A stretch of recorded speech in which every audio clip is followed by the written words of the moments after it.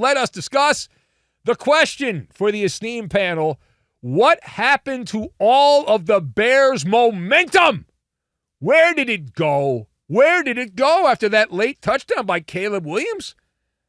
Collinsworth had his knee pads out. He was so excited for Caleb Williams. And Tirico sounded like he had grew up a Bears fan, the way he was describing the play. Like the greatest thing they've ever seen. So clearly the Bears couldn't lose that game. It was a fait accompli. How did they do it? How did they not win that game? What happened to the momentum? So I've got fajitas, freestyle jazz, and spit on your hands. And we will combine all of these things together, and we are going to make some delicious deep dish pizza, which is still outstanding. And the Bears could drown their sorrows in big slices of deep dish pizza. Absolutely. All right, so first of all, the Bears' momentum, I'll tell you where the momentum is. It's the same place you can find Bigfoot, the Tooth Fairy, and the Easter Bunny. They all hang out together. They're roommates. Momentum, Uncle Mo, which I thought lives in Jersey, but Mo and the Tooth Fairy, best friends, Bigfoot, and, of course, better known as Sasquatch and the Easter Bunny, it just never existed. It's like it never existed. Momentum is sports talk MSG is what it is. You sprinkle it on anything. Sprinkle, sprinkle, sprinkle, sprinkle, sprinkle. Yeah, and suddenly, dumb people think it enhanced the flavor. It doesn't. Oh, my God. The Bears didn't lose momentum. They confirmed the diagnosis is what they did in this game. The touchdown, that was like the firework finale. That late touchdown by Caleb Williams where he just threw it up in the air and divine intervention took over there. And then the overtime happened for Chicago, and the Bears needed some oxygen and permission to use said oxygen at that point. So the cardiac kids, they were until unfortunately, the heart monitor flatlined, and now they're just, see you later, bye-bye, you're gone, out of here. So there they were, set up in overtime. Rams futched around on their first possession, so the Bears got it and did nothing with it other than give it back.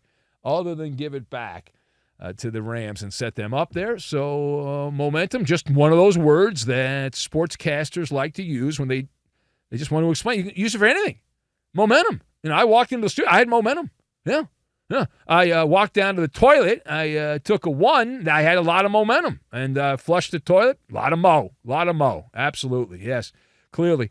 It's just mumbo jumbo. It's like word fajitas. You just throw out the word momentum and just toss it up there and put some onions and some bell pepper, and you're good to go. If momentum were real, the Bears right now would be getting ready to head to Seattle for the NFC title game.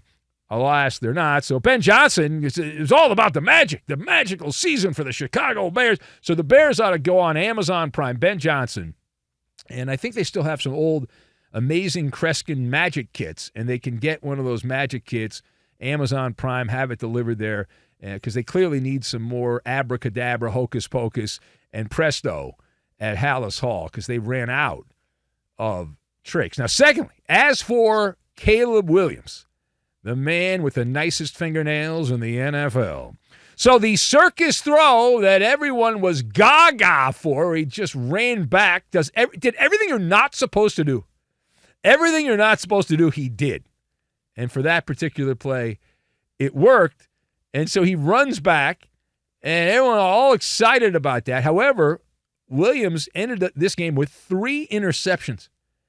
3 interceptions in this game, backbreaking for the Chicago Bears' opportunity to win this game. So the question, as the Bears do inventory, their season is now Dunskies.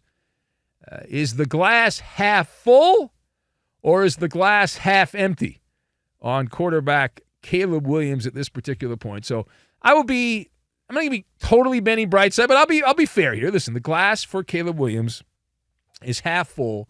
However, it's got these little microscopic hairline cracks.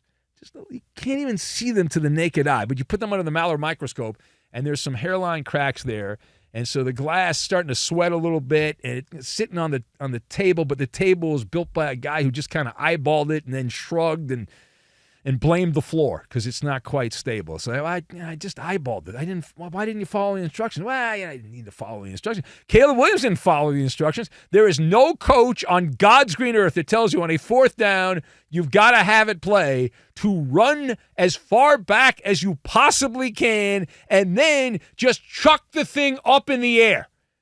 All right, nobody tells you to do that. He did it, and it worked that time. Caleb Williams is a fun zone type of quarterback. He's a one-man band. He's got the drums to the right. He's got the guitar to the left, little smoke machine. Got that over there as well. And occasionally, that smoke machine sets off the fire alarm. And so Caleb also has what appears to be an underlying condition. It's the old double-edged sword here for the Bears. He is the gunslinger quarterback. And if it was music, think of it like freestyle jazz. You know, sometimes freestyle jazz is just a masterpiece. It's genius. And then there's other times it's the solo nobody wanted, nobody asked for. What are you doing? I've got a headache now. I've got a migraine headache from what you called freestyle jazz. It was terrible. And so, listen, big plays, big thrills, all that for Caleb Williams in this game.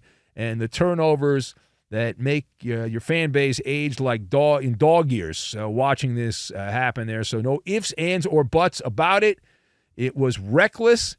And in this game, it ended up costing the Chicago Bears. The Rams do not win this game without the assist of Caleb Williams. He does get a game ball from the Rams. Caleb Williams, tremendous job, finally helping an LA team win a big game. He couldn't do that at SC again, so good job by him.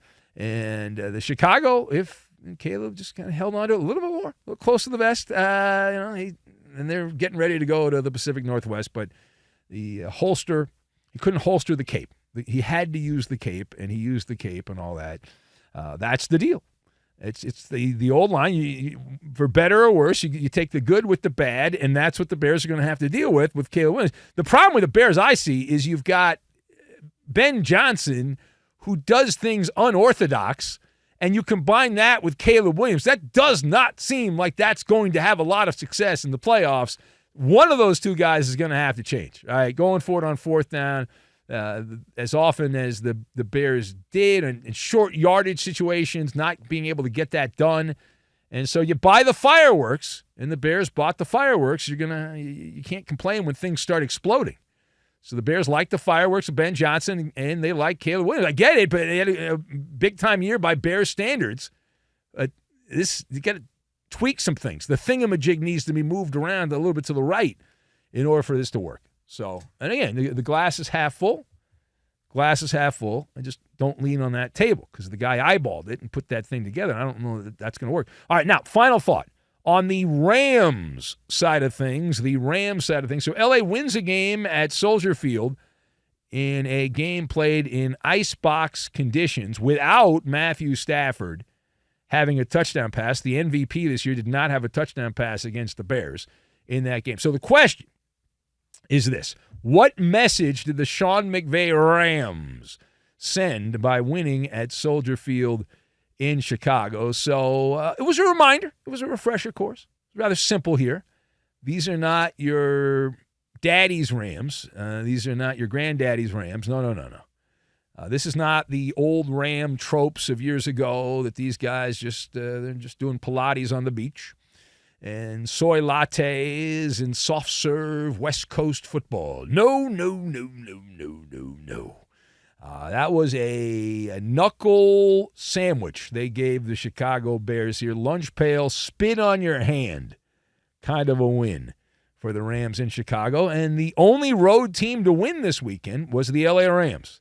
All the other home teams were able to win their games. The Rams, the only road team to get it done. And so the Rams find themselves in a situation where they are in position, the Rams, to go back to a Super Bowl, and all that's standing in their way is the Seattle Seahawks, who, without the officials helping them, they would have swept the season series. This game would be in L.A. It doesn't matter.